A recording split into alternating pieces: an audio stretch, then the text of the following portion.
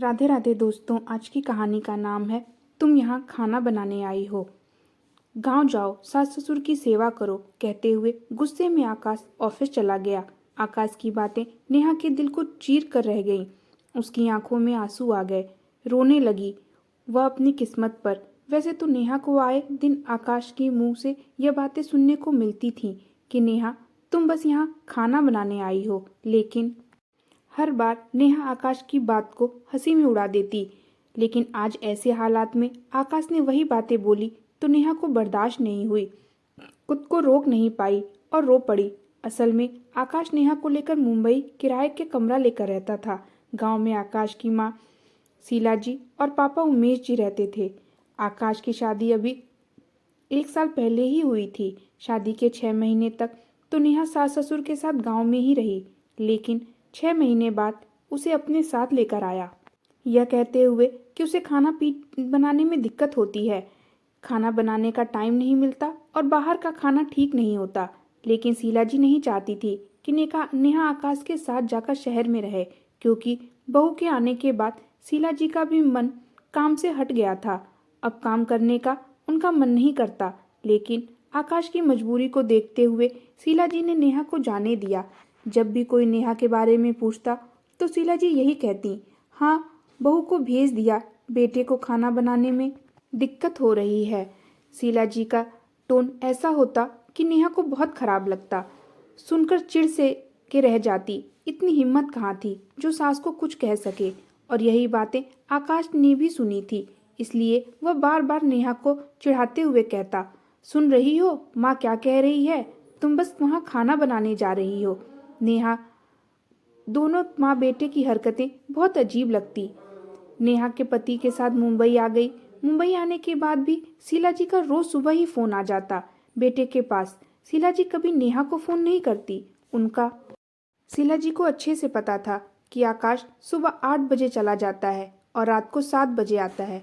सुबह किसी के पास टाइम नहीं होता बात करने का, इसलिए बस 5-10 मिनट के लिए ही शीला जी बात कर पाती। लेकिन शाम को जैसे ही आकाश 7 बजे घर आता, 5-10 मिनट बाद तुरंत शीला जी का फोन आ जाता और वह फोन 8 बजे से 9 बजे तक चलता ही रहता, जब तक कि नेहा किचन का सारा काम नहीं कर लेती, खाना तक नहीं बना लेती।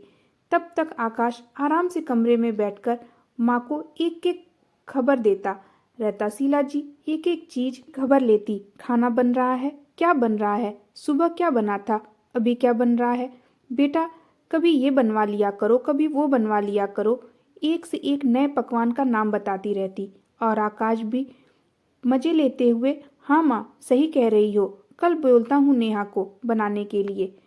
नेहा किचन में रहती कि फोन रखने के बाद आकाश तुरंत नेहा से कहता, नेहा माँ ने कहा है कल बेसन की सब्जी बना देना। कहने को तो यह छोटी छोटी बातें थीं, लेकिन देखा जाए तो एक तरफ से नेहा के ऊपर दबाव था। दूर रहकर भी सास का पूरा रुतबा उसके ऊपर रहता था।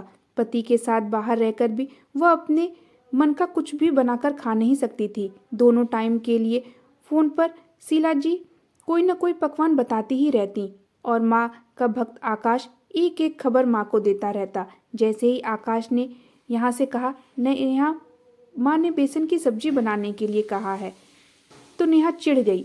उसने बोला तो कुछ नहीं, लेकिन अगले दिन उसने बेसन की सब्जी नहीं बनाई, कुछ और ही बना दिया। बस जैसे ही शीला जी का फोन आया, उन्होंने आकाश से पूछा, बेटा बेसन की सब्जी कैसी बनी थी। आकाश ने कहा, कहाँ बनाई माँ बेसन की सब्जी।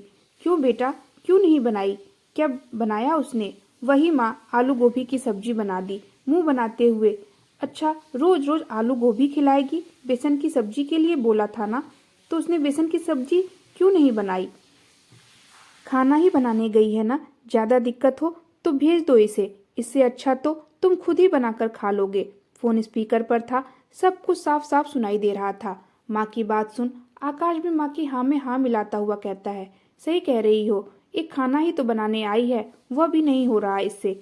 अच्छा तो भेज देता हूँ गाँव में जाकर सास ससुर की सेवा ही करे। इतना सुनते ही शीला जी जोर से खिलखिला के हंस पड़ी। यह हंसना किचन में खड़ी बेचारी नेहा के दिल को चुभ गया। आकाश वैसे तो जब भी माँ से फोन पर बात करता बिल्कुल ऐसे ही बातें करता जैसे नेहा उसकी पत्नी है ही नहीं। माँ की हाँ में हाँ मिलाता रहता और जब नेहा कुछ कहती तो साफ साफ बोलता, अरे यार नेहा, क्या है, थोड़ा बहुत हंसी मजाक चलने दिया करो। जब माँ कहती है तो क्या करूँ। आकाश की हंसी मजाक नहीं है, हंसी मजाक की भी कोई सीमा होती है। तुम्हें पता भी है मुझे कितनी तकलीफ होती है यह सुनकर कि मैं यहाँ खाना बनाने आई हूँ। तुम यह बताओ, यहाँ तुम्हारी पत्नी बन के आई हूँ या फिर नौकरानी बनकर आई हूँ, क्या काम वाली बाई हूँ। नेहा की बात सुन आकाश कहता है, नेहा तुम कैसी बातें कर रही हो। आकाश, मैं तुम्हारी पत्नी हूँ, मेरा हक है तुम्हारे साथ रहना। अरे यार नेहा, तुम तो सीरियस हो जाती हो, वह तो मजाक होता है बस। नहीं आकाश, मुझे तुम्हारा यह मजाक बिल्कुल पसंद नहीं आता। ऐसा लगता है जैसे मैं जबरदस्ती यहाँ पर आकर रहती हूँ, कोई बहुत बड़ा पाप किया हो मैं तुम्हें, मुझे यहाँ लाकर मेरे ऊपर एहसान किया हो। उस समय तो आकाश ने नेहा को मना लिया, यह कहते हुए कि आइंदा ऐसी बातें नहीं करेगा, लेकिन फिर वही सुबह का शाम नहीं होता, आकाश सारी बातें भूल जाता। ऐसे ही एक दिन संडे को आकाश नेहा घूमने गए। रास्ते में ही शीला जी का फोन आ गया। बातों ही बातों में शीला जी आकाश से पूछती हैं, बेटा बताओ, तुम 5 बजे घूमने जा रहे हो, कब आओगे, कब खाना बनेगा, कब खाओगे। बहू खाना बनाकर जा रही है या नहीं। नहीं माँ, आज हम बाहर ही खा लेंगे। क्या बेटा, जब तुम्हें बाहर ही खाना था फिर क्यों लेकर गया उसे। वैसे तो तुम्हें बाहर के खाने से दिक्कत होती है, जब वह गई है तो बाहर खाओगे, फिर क्या फायदा उसे ले जाने का। इससे अच्छा भेज ही दो उसे। नेहा सास की सारी बातें सुन रही थी।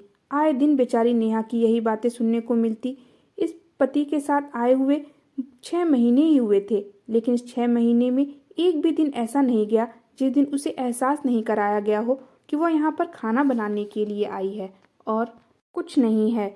आज तक तो नेहा सब कुछ बर्दाश्त करती रही, लेकिन आज आज जब उसकी तबीयत खराब थी, पूरी रात सर दर्द से वह सो नहीं पाई थी। और आकाश आकाश को कोई फर्क नहीं पड़ा। उसने दवाई पानी दिया और सो गया, यह कहते हुए कि आराम हो जाएगा। और सुबह उठते ही ऑफिस जाते समय अपना लंच और सुबह के नाश्ते की उम्मीद कर रहा था। नेहा ने उससे इस बात की जरा भी भनक नहीं थी कि नेहा पूरी रात सो नहीं पाई। ऑफिस का टाइम भी हो रहा था और नेहा को सोता हुआ देख आकाश चिढ़ जाता है। अरे नेहा के पास जाकर कहता है, नेहा कुछ नाश्ता पानी मिलेगा, मेरा लंच कैसे बनेगा। नेहा ने साफ साफ कह दिया, आकाश मेरे सर में बहुत दर्द है, बिल्कुल उठने का मन नहीं हो रहा, आज तुम बाहर से ही खाना खा लो या बना लो। अच्छा, तो अब तुम चाहती हो कि मैं सुबह सुबह उठकर खाना बनाऊं, तुम्हारे लिए भी रख कर जाऊं। यह मुझसे नहीं होगा। रात को तुम्हें दवाई दी थी ना, तुम्हें आराम तो हुआ था, फिर सुबह भी उठकर दवाई खा ली होती। तुम्हें पता है 2 रोटी मुझे सुबह चाहिए ही चाहिए होती है, फिर भी तुमने नहीं बनाई। सच कहती हूँ ती है माँ, इससे अच्छा जब तुम्हें सोना ही है, आए दिन तुम्हारा कुछ न कुछ लगा ही रहता है, तो तुम गांव ही चली जाओ, वहीं जाकर सास ससुर की सेवा करो। यहाँ रहने से क्या फायदा, फालतू में खर्च बढ़ाओगी। कहते हुए पीछे पलटकर भी नहीं देखा कि उसकी बातों का असर नेहा के ऊपर क्या हो रहा है।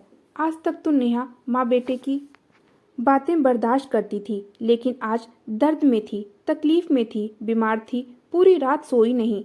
इसके बावजूद भी आकाश अपनी आदत से मजबूर नेहा को बोला कि चली जाओ, सास ससुर की सेवा करो, यहाँ तुम खाना बनाने के लिए ही आई हो।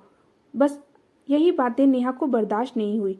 पहले तो वह खूब रोई, क्या किस्मत पाई है, जब से शादी करके आई है उसे पल पल यह एहसास कराया जाता है कि वो बस काम करने के लिए आई है, खाना बनाने के लिए आई है, ना कि किसी की बहू है, ना ही किसी की पत्नी है। पति के साथ रहने आई है तो पति के हर पल एहसास कराया कि एहसान किया है उसके ऊपर, उससे खर्च बढ़ गए हैं। मेरे आने से आखिर कोई कब तक बर्दाश्त करे। आकाश के ऑफिस चले जाने के बाद जब नेहा रोकर अपने मन को शांत कर लेती, तो कुछ सोचते हुए उसने अपने भाई को फ़ोन किया और अपना टिकट करवाया। अगले दिन जब आकाश ऑफिस चला गया तो नेहा ने उसे मैसेज करके बता दिया कि वह घर जा रही है। अचानक का नेहा का ऐसा मैसेज पढ़ने के बाद आकाश परेशान हो जाता है। बार बार नेहा को फ़ोन लगाता है, लेकिन नेहा फ़ोन नहीं उठाती।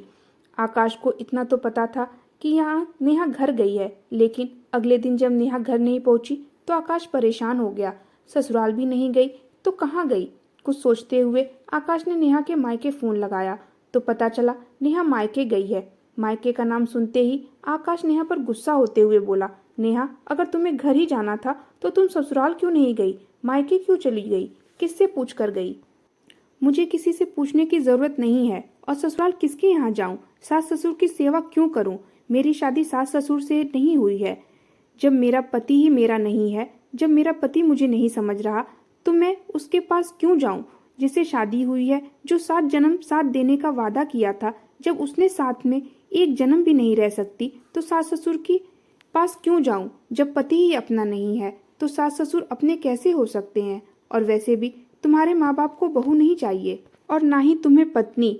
आपको तो खाना बनाने वाली एक नौकरानी चाहिए थी, लेकिन मेरे बाप ने आपने अपनी बेटी ब्याही थी, किसी के घर की बहू बनकर, किसी की पत्नी बनाकर, खाना बनाने वाली नौकरानी बनाकर नहीं भेजा था। इसलिए मैं अपने माँ बाप की गलती को सुधारने यहाँ आई हूँ कि उन्होंने मेरी शादी गलत घर में कर दी। वहाँ तो नौकरानी चाहिए, बहू नहीं, पत्नी नहीं। इसलिए तुम अपने लिए और अपनी माँ के लिए खाना बनाने वाले पैसे पर एक नौकरानी रख सकते हो।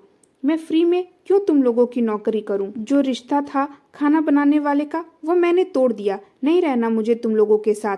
कहते हुए नेहा ने फोन काट दिया। 4-5 दिनों तक तो आकाश गुस्से में सब कुछ मैनेज किया, लेकिन अब उसे धीरे धीरे यह घर काटने को दौड़ रहा था। नेहा के बिना उसका मन नहीं लग रहा था। 6 महीने में ही उसे नेहा की आदत हो गई थी। घर के कोने कोने में नेहा का एहसास बसा हुआ था। आकाश का बिल्कुल भी घर में मन नहीं लगता। यहाँ तक कि माँ के साथ फोन पर बातें होती थी वह भी बंद हो गई थी। जब भी शीला जी का फोन आता थोड़ी देर बात करने के बाद फोन रख देता। आखिर एक दिन शीला जी ने आकाश से कह ही दिया, बेटा अब ऐसा भी क्या दुख मनाना। वह अपने मन की निकली, किसी से न पूछा न कुछ कहा। तुम उसके दुख में दुखी होकर माँ को भूल गए। बात करने का मन नहीं कर रहा तुम्हारा। अरे मैं तो कहती हूँ तुम 1-2 महीने देखो, इसके बाद कैसे वो अपने आप आएगी। पहली बार जैसा हुआ कि आकाश को माँ की बातें बुरी लगी। वह कहते हैं ना कि किसी की अहमियत तभी पता चलती है जब वो इंसान दूर रहता है। आकाश ने माँ को तुरंत ही टोकते हुए कहा, नहीं माँ, सारी गलती मेरी है। तुम तो सास हो, तुम्हें मैं क्या कहूँ, लेकिन मैं तो उसका पति हूँ ना। मैंने ही उसे कभी समझने की कोशिश नहीं की, लेकिन अब मैं समझ गया हूँ। मैं जा रहा हूँ नेहा से माफ़ी मांगकर उसे ले आऊँगा। अरे बेटा, तुम्हारा दिमाग खराब हो गया है। एक बार माफ़ी मांग लेगा तो पूरी जिंदगी पैरों पर रखेगी। माँ जो भी हो, पैरों पर गिराएगी तो सर पर भी वही चढ़ाएगी। कौन से उसे आपने और पापा में लड़ाई नहीं होती, और हर बार पापा ही तो आपको कितना कुछ बोलते हैं। पापा तो क्या हुआ जो नेहा नाराज होकर मायके चली गई। माँ मैं जा रहा हूँ, और हाँ आपको भी एक बात बोल देता हूँ, आप आइंदा से कभी नेहा को कुछ भी उल्टा सीधा नहीं बोलेंगे। उसे घर की बहू की तरह रखेंगे, बात करेंगे, ना कि एक नौकरानी की तरह। कहते हुए आकाश ने फोन रख दिया और अगले ही दिन ट्रेन पकड़कर पहुंच गया। आकाश को अचानक से सामने देख नेहा भी हैरानी थी, फिर भी बनावटी गुस्सा लिए वह अपने कमरे में चली गई। पीछे पीछे आकाश भी गया और उसका हाथ अपने हाथ में लेते हुए कहता है, नेहा मुझे पता है तुम बहुत नाराज हो, बहुत गुस्से में हो, लेकिन प्लीज हो सके तो मुझे माफ कर दो। मुझे अपनी गलती का एहसास हो गया है। मैं समझ गया हूँ कि मैं माँ के साथ मिलकर तुम्हारी बहुत मजाक उड़ाता था, लेकिन मेरा विश्वास करो, मैंने माँ को भी समझा दिया है। अब वह तुम्हें कभी परेशान नहीं करेंगे और ना ही कुछ कहेंगे। मुझे एक मौका दे दो प्लीज, मेरे साथ घर चलो। तुम्हारे बिना मेरा उस घर में रहने का बिल्कुल भी मन नहीं कर रहा। तुम आज मुझे घर लेकर जाओगे और फिर कल से वही तुम्हारा शुरू हो जाएगा। नेहा के बात सुन आकाश चुप हो गया।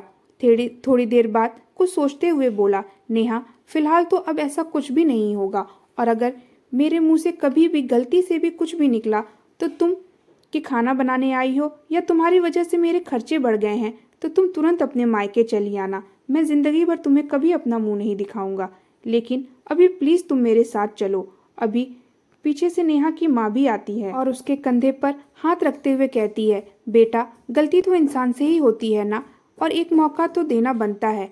जब दामाद जी खुद चलकर इतनी दूर से तुम्हें मनाने के लिए आए हैं, सोच कर ही तो आए होंगे ना। उन्हें अपनी गलती का एहसास हुआ है तभी तो आए हैं। एक बार इन्हें माफ कर दो। और दामाद जी आप जानते हैं, ससुराल में जब पत्नी की इज्जत एक पति ही नहीं करता, पूरे परिवार में कोई भी नहीं कर सकता।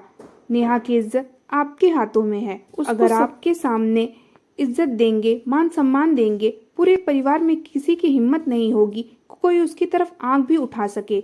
उम्मीद करती हूँ मेरी बेटी ऐसे रोते हुए कभी मायके नहीं आएगी। कभी नहीं, मैं वादा करता हूँ आपकी बेटी को वह जैसे चाहेगी वैसे रखूँगा। इसकी इज्जत मैं लौटाऊंगा, मैं वादा करता हूँ। नेहा से ससुराल में कोई भी नेहा से कुछ भी नहीं कहेगा। अपनी पत्नी की इज्जत मैं वापस दिलाऊंगा। आकाश का बदला हुआ रूप देखकर और अपने आने वाले जीवन की सुखद कामना करते हुए एक बार फिर नेहा ने आकाश का हाथ थाम लिया और चल पड़ी अपने सपनों की नगरी की ओर, जहां अब उसे घर की बहू और एक पत्नी का दर्जा मिलेगा, इज्जत मिलेगी, मान सम्मान मिलेगा। दोस्तों, आपको ये छोटी सी कहानी कैसी लगी हमें कमेंट बॉक्स में ज़रूर बताएं और हमारे चैनल को सब्सक्राइब, लाइक और शेयर करें। Thank you.